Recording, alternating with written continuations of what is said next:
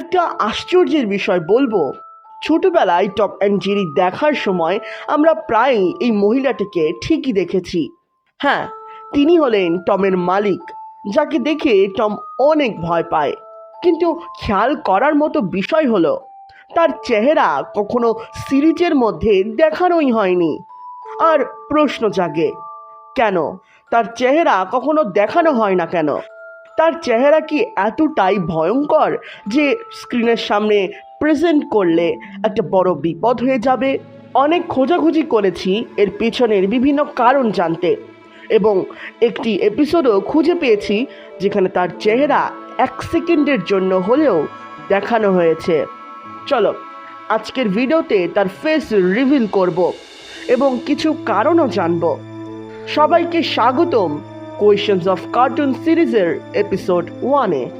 আচ্ছা, তোমরা তো নিশ্চয়ই খেয়াল করেছো যে টম অ্যান্ড জেরি মানুষদের কেন্দ্রবিন্দু করে তৈরি নয়।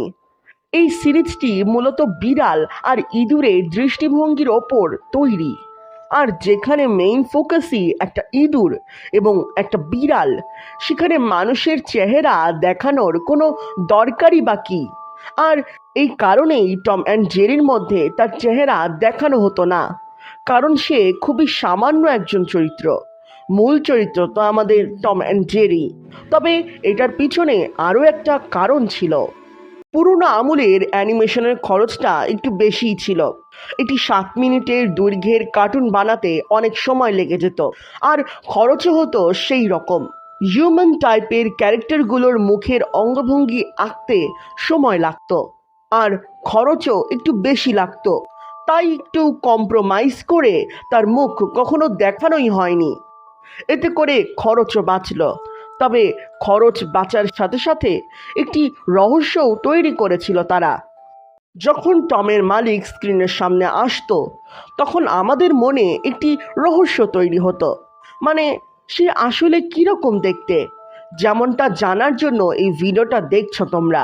তো এই রহস্যটা তৈরি করার জন্যও এরকম কাজটা করা হয়েছিল।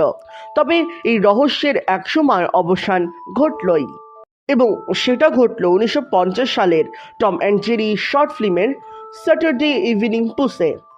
এই পর্বের শেষের দিকের একটি সিনে যখন সে দৌড়ে দৌড়ে আসছিল, তখন মাত্র 1 সেকেন্ডের জন্য তার মুখটা আমরা দেখতে পাই। এই হলো সেই ছবি। দেখতেই পাচ্ছ তার চেহারা।